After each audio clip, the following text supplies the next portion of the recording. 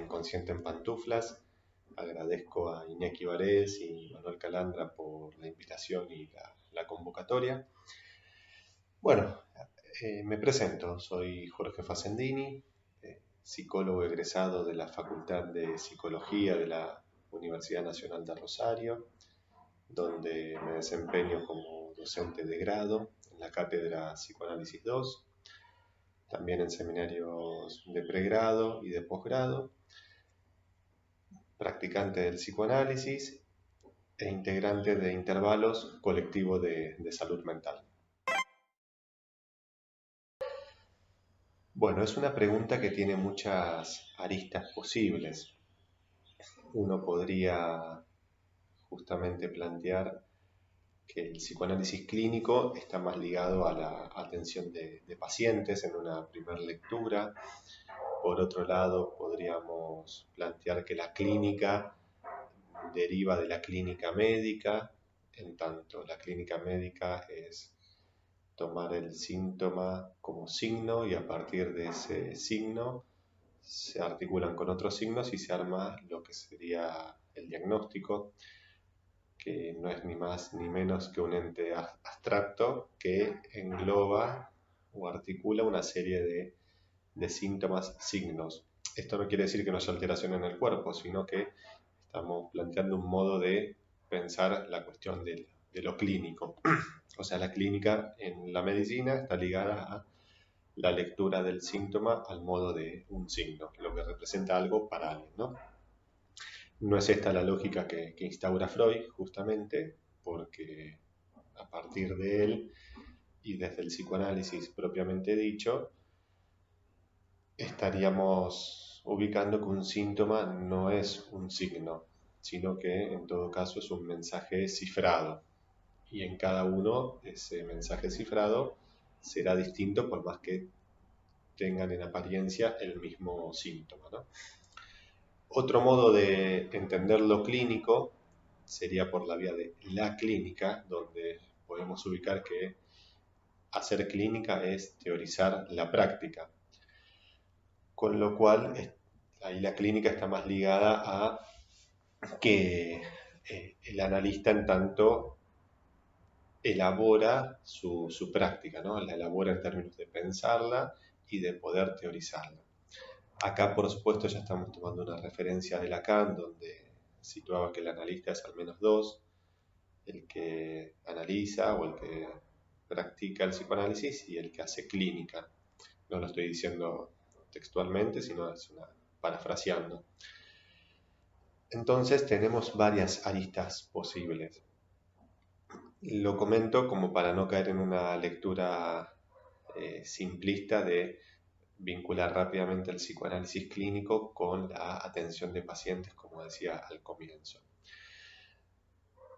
Pero entiendo que de alguna manera la pregunta va dirigida hacia ese lugar, con lo cual lo que voy a ubicar es que el psicoanálisis lo entiendo como una práctica de discurso.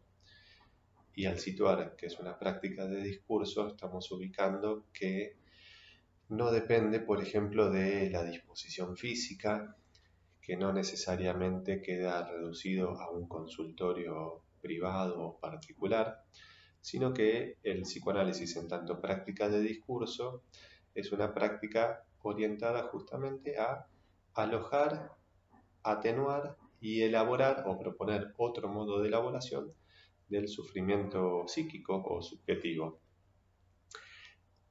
entendiendo por esto último ese sufrimiento de más. ¿Qué quiero decir con esto último?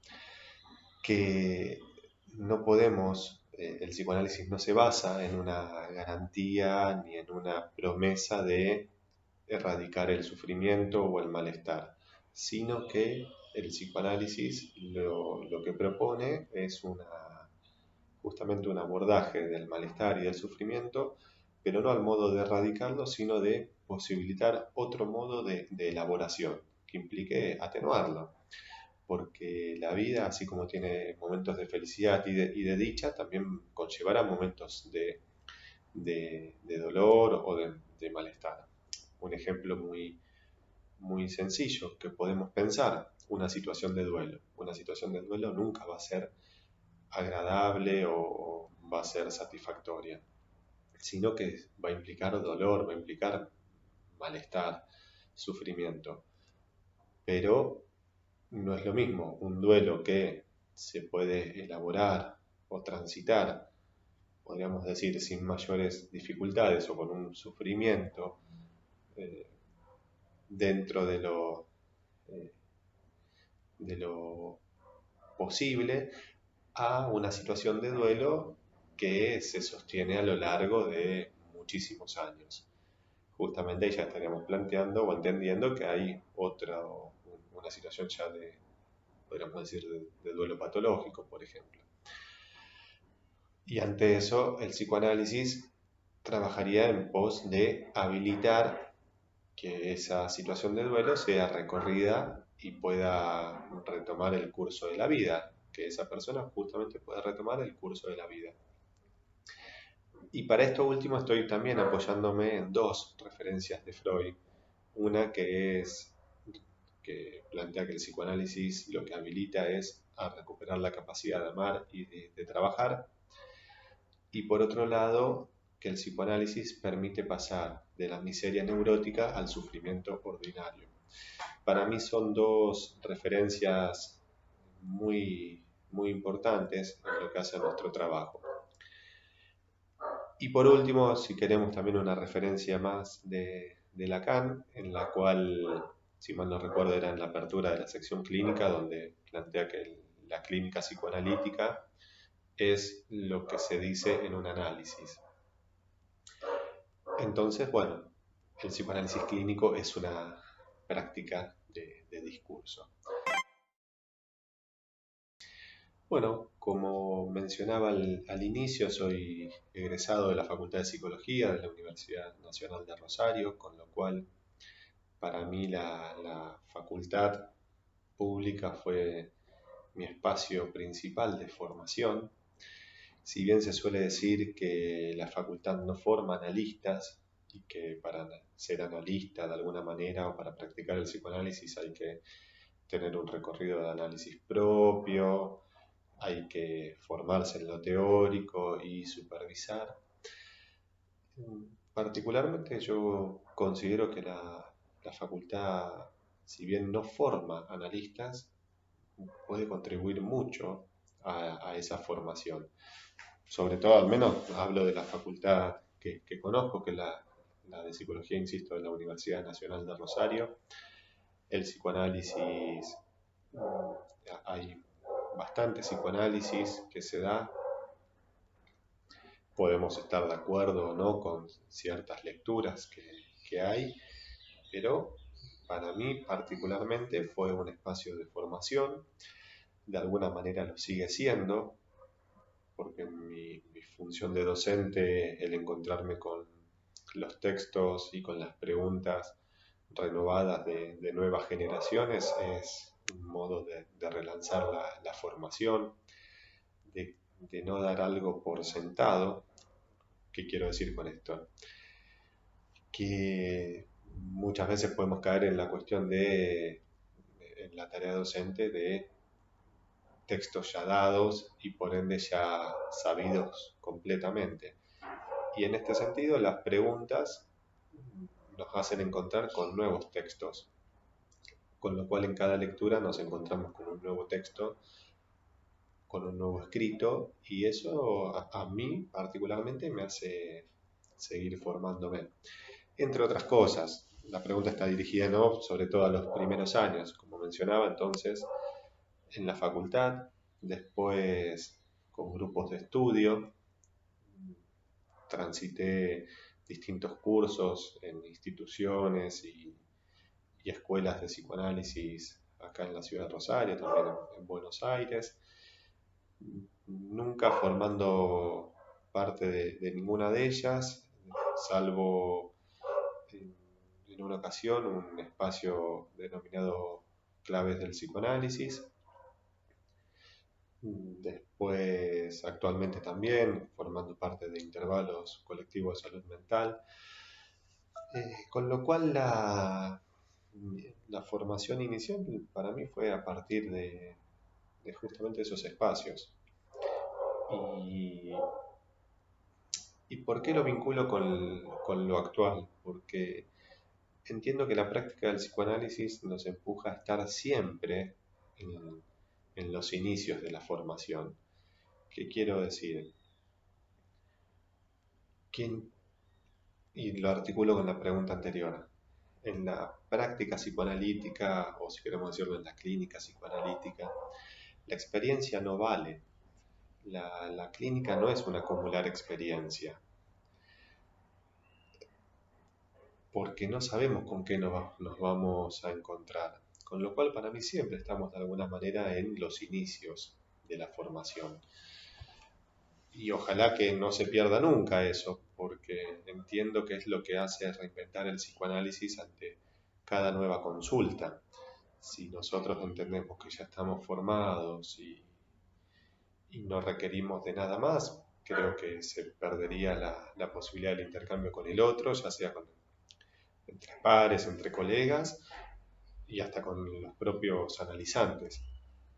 Así que entiendo que estamos siempre en una especie de formación. Ahora bien, respecto de los inicios, bueno, si lo queremos pensar por los inicios en cuanto a los trabajos, transité en términos laborales distintas instituciones, una de ellas el programa Andrés Rosario, una institución dedicada al abordaje del consumo problemático de sustancias. Después también otra institución que ya no, no existe, que era Vida de Salud, también un centro de abordaje de distintas problemáticas. Y el consultorio particular, al inicio también trabajando con niños y adolescentes, y después por distintas cuestiones fue derivándose ya en una clínica o en un trabajo de consultorio más con adultos, podríamos decir. No por nada en particular, sino que fue cuestión de que fueron llamando cada vez más, por así decir, adultos. Y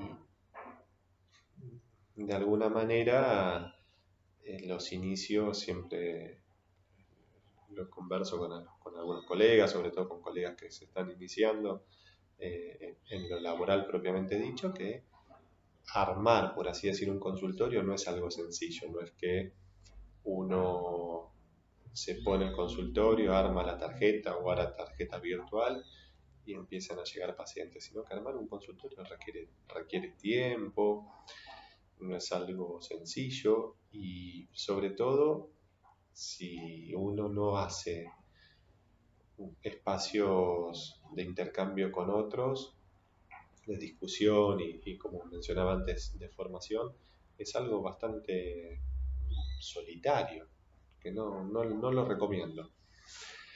Así que bueno, eso sería, ¿no?, mi recorrido inicial.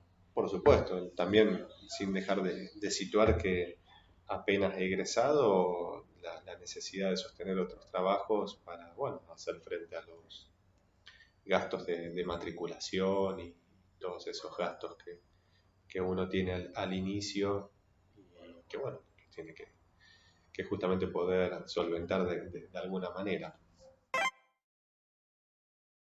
En cuanto a la tarea docente o a la función docente, bueno, en el nivel de grado es una materia de tercer año que está en el medio de la formación de grado, justamente por decirlo así, y es una materia que para mí tiene una importancia fundamental en lo que es la currícula, en el plan de estudio, porque ya no son los estudiantes de primer año que se están encontrando con un montón de cosas desconocidas, sino que es un momento fundamental porque ya se empieza a estar mucho más cerca al finalizar el recorrido de la materia, mucho más cerca justamente de egresar Y es como, lo pienso de alguna manera, como ese momento bisagra de pasaje del ciclo inicial a ya ser un estudiante de cuarto año, más próximo, insisto, a estar egresado. Y que el trabajo consiste en acompañar en ese recorrido, sobre todo lo pienso al modo de generar preguntas. No me gusta cuando la clase se desenvuelve al modo de que sea repetición de textos. Siempre entiendo la tarea o la función docente como generar interés y generar o despertar preguntas.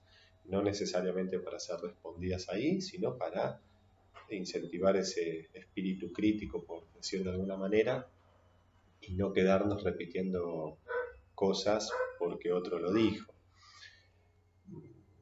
Por ejemplo, cuando hablaba de esta pregunta del psicoanálisis clínico, creo que podría haberme quedado con esas citas tanto de Freud como de Lacan. Entonces, la clínica psicoanalítica es lo que se dice en un análisis porque lo dijo Lacan.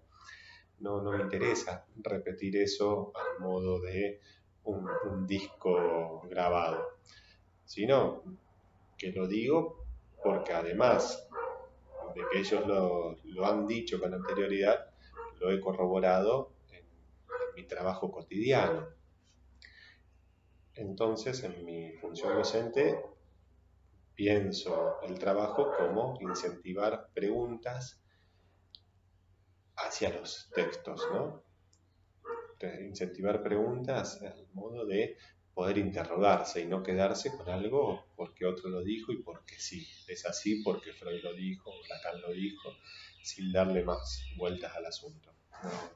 Creo que ahí estamos achatando el psicoanálisis al modo de una psicologización, ¿no? Entonces, bueno, así lo pienso en cuanto a ese trabajo. Y esto tanto en la función de la docencia de grado como también de los seminarios de pregrado y de posgrado. Y al mismo tiempo tratando de dar cuenta de mi otro trabajo, o sea, en mi función docente tratando de dar cuenta de mi otro trabajo, que es el de la práctica analítica, ya ahí sí vinculada al trabajo en consultorio, por decirlo rápidamente, ¿no? ¿Y en qué consiste? Bueno, es difícil de poder delimitar ese trabajo, ¿no? Pero de alguna manera me voy a cernir a lo que decía con anterioridad. Tiene que ver con recibir una consulta de alguien que está sufriendo. Nosotros nos vamos a recibir el llamado de alguien para decirnos que quiere consultar un análisis porque está feliz.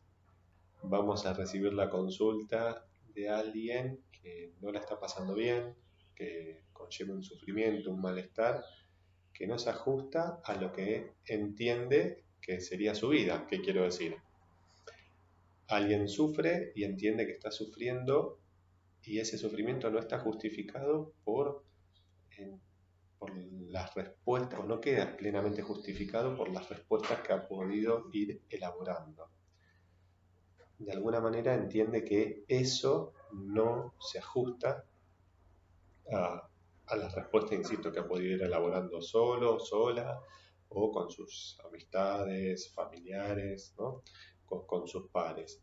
Entonces va a consultar porque entiende que algo puede hacerse con eso para habilitar otro modo de elaboración. Lo estoy diciendo, por supuesto, muy general, y en esta generalización no dejo de reconocer cierta imprecisión porque, como decía con anterioridad, es muy amplia la pregunta. ¿Y por qué es muy amplia la pregunta? Porque, bueno, dentro de las... nosotros recibimos muchas consultas y no todas las consultas son del mismo orden, por eso estoy tratando de alguna manera dentro de dentro de esas diferencias poder transmitir ciertas cuestiones comunes o ciertos invariantes, por así decir, al respecto de las mismas. Y el trabajo, bueno, consiste justamente en darle un lugar a eso y hablar. Nosotros trabajamos con la materialidad discursiva, trabajamos hablando.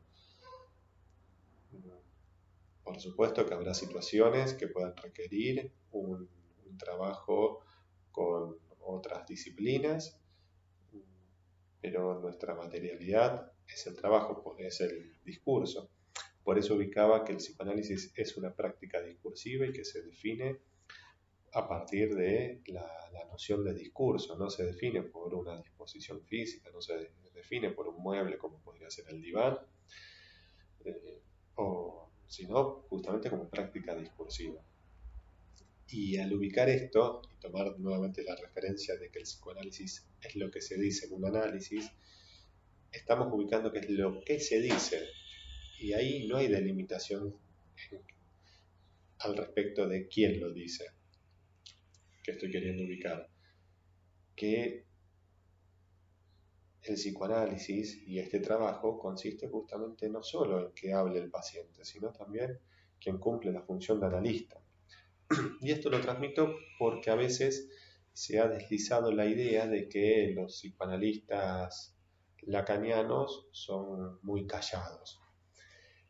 Y eso es una distorsión que ha operado en un momento a partir de una mala comprensión de una referencia de Lacan, donde se situaba que el analista tenía que ser como jugar el papel de muerto, ¿no? O ser como el muerto en el juego del bridge, pero ahí el muerto tiene una función netamente activa y es justamente lo que hace circular al resto. Bueno, entonces en nuestro trabajo no tenemos que quedarnos callados, sino que tenemos que hacer circular esta materialidad discursiva, tenemos que hacer hablar para habilitar un modo de elaboración.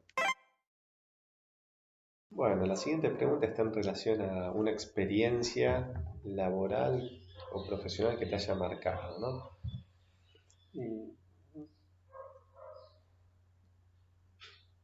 a ver, no puedo desconectarlo del momento de formación, como decía, más formal en cuanto al tránsito por la facultad. Particularmente a mí el encontrarme con lo que hoy se denomina psicoanálisis 1 fue algo muy gratificante, particularmente con Víctor Rabito, con Cristina Sabit. Fueron personas que en ese momento encontrarme con ellos en ese recorrido fue sumamente gratificante y algo que me incentivó mucho a elegir el psicoanálisis como posicionamiento, ¿no? También, por supuesto, después el encuentro con otro docente, ahora ya hace un rato largo devenido amigo, además de maestro, que es Roberto Vinciarelli. Me sirvió mucho porque siempre me permitió pensar justamente al psicoanálisis como un modo de trabajo. ¿Qué quiero decir? Que todo eso que leía servía para algo. No era pura elucubración teórica, sino que servía para trabajar y trabajar respecto del sufrimiento, ¿no? Bueno, y como les mencionaba entonces, no lo puedo separar de eso, de los primeros encuentros con el psicoanálisis. Y sí, hay muchísimas que podría comentar, muchísimas personas, espacios de trabajo. Mencioné estas primeras porque, bueno, fueron mis primeros encuentros y que obviamente fueron importantes, pero lo que siempre, el punto en común entre todos esos encuentros, experiencias y personas es que justamente entendía el psicoanálisis y entiendo el psicoanálisis como un trabajo en el sentido de que lo que leemos nos tiene que servir para algo. Si no nos sirve para trabajar, en función de lo que he venido diciendo, creo que estamos desviándonos de la práctica analítica, cayendo más en una cuestión o filosófica o hasta religiosa, ¿no? Digo esto porque el otro lo dijo y es su palabra, es palabra santa casi, ¿no? Mm, Y me quedo pensando en realidad porque mencionaría un montón de personas y de situaciones, pero seguramente algunas me olvidaré y no quiero eso. Así que bueno, solamente mencioné estas tres primeras personas, ¿no? Bueno, siguiendo con la otra pregunta, ¿cuáles crees que son los mayores obstáculos a los que se enfrenta el psicólogo en este ámbito de trabajo? Se suele transmitir que el encuentro con otras disciplinas o el trabajo con otras disciplinas es un obstáculo. Eso es algo creo que se nos arma a nosotros y que tenemos que desarticular. No sé si es el mayor obstáculo, sino que puede ser algo cotidiano. ¿Qué quiero decir?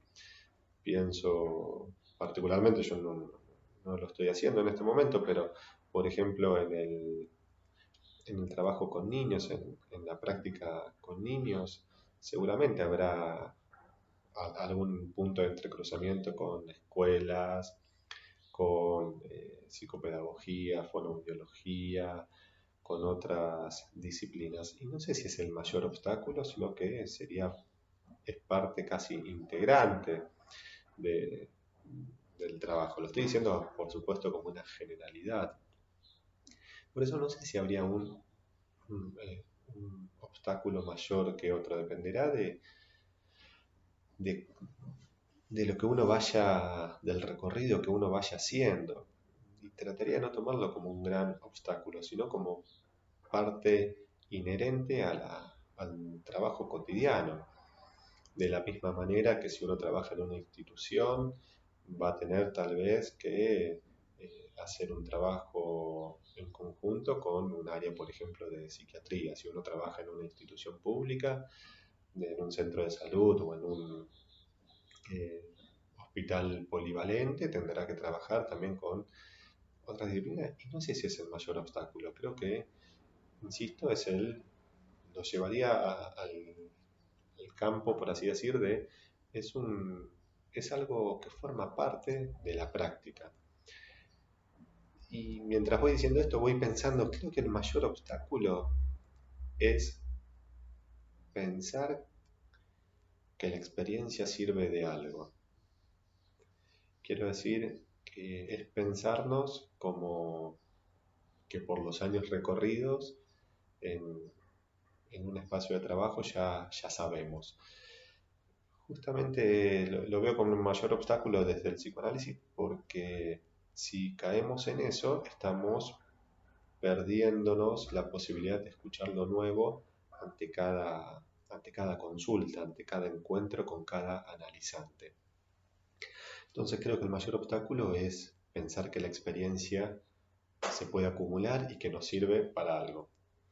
Por supuesto que va a haber invariantes, sí, pero no va por esa vía lo que estoy situando, sino que por la vía de pensar que sabemos, con lo cual perdemos y dejamos de darle lugar a ese no saber habilitante en la escucha y lectura analítica.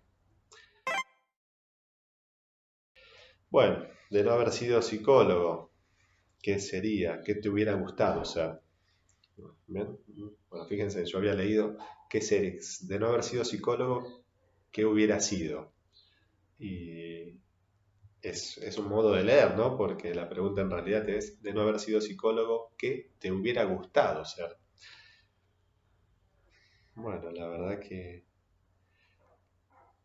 si elimino, como vamos a apoyarnos en el lapsus, si elimino el gustado, creo que hubiera terminado abogado, ¿no? Aunque empecé abogacía, pero no llegué más de un par de clases.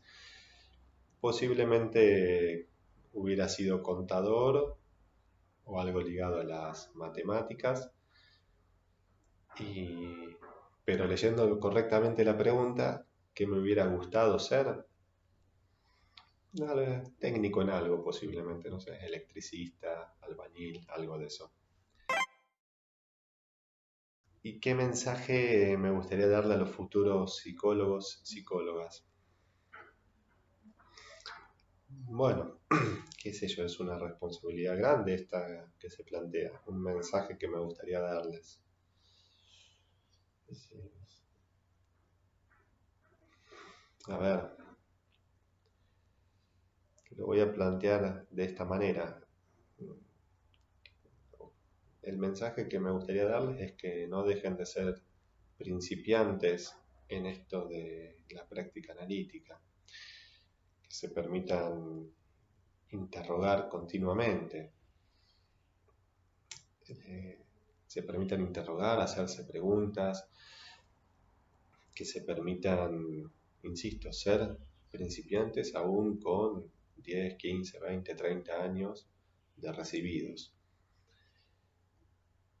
Porque el principiante es justamente quien puede hacerse preguntas sin caer en esos latiguillos y en esas respuestas ya armadas que terminan clausurando cualquier posibilidad de algo nuevo al respecto, ya sea respecto de uno y hasta respecto del trabajo con los analizantes, como decía con anterioridad. Así que bueno, ese sería mi mensaje, si puedo decirlo de alguna manera. Agradezco nuevamente la invitación y, y perdón, y quisiera sí decir algo de la quinta pregunta, esta de experiencia profesional que te haya marcado. Hay una que al día de hoy sostengo y que fue mi primera supervisión, que fue antes de recibir al primer paciente, como decía mi maestro y amigo Roberto Vinciarelli. Nos juntamos en un bar a tomar un café, todavía sigue estando el bar, así que no somos tan viejos. Y en ese momento le comenté que estaba por recibir una consulta y que, bueno, quería saber un poco qué preguntar, qué no preguntar, qué hacer. Y Roberto, bueno, no me acuerdo bien qué me dice, y yo le termino diciendo, bueno, Roberto, es que vos estás canchero, yo tengo miedo. Fue una cosa así, y la respuesta de Roberto fue, bueno, Jorge, yo estoy canchero en esto de tener miedo.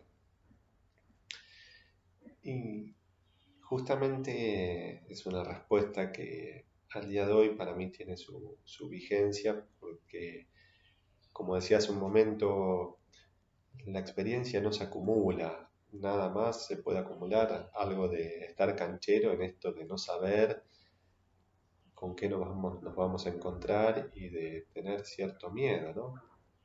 Así que, bueno, esa fue una experiencia que me marcó y que me sigue marcando y ojalá que me siga marcando de alguna manera.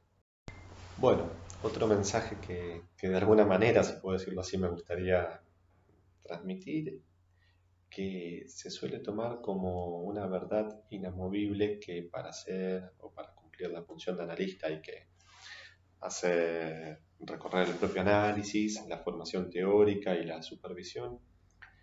Y si bien coincido, creo que es una apreciación pertinente, creo que a veces se produce una desvirtuación cuando se promueve que el análisis propio es más importante que todo lo otro. No lo pienso así con esto que estoy tratando de decirles, que no dejen de estudiar, que no dejen de leer, de hacerse preguntas y de compartirlas con otros. Una supervisión puede ser tanto en un espacio formal, por así decirlo, de supervisión, como hay grupos, se pueden armar grupos de supervisión, hay dispositivos grupales para eso, como también una charla entre pares en un bar. Justamente les comentaba una, una conversación con Roberto que para mí fue una supervisión, porque me hizo pensar algo respecto de la práctica y respecto de la posición en la cual iba o estaba ofreciendo mi escucha.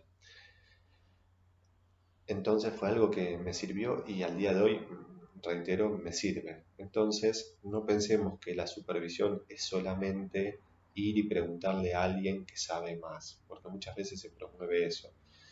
La supervisión es lo que permite pensar desde qué lugar uno está ofreciendo su escucha, porque justamente otra cosa que no tenemos que olvidar, que el psicoanálisis de alguna manera puso en evidencia es que la posición de quien habla está determinada por quien ofrece su escucha y su lectura. Bueno, ahora sí, muchas gracias. Saludos.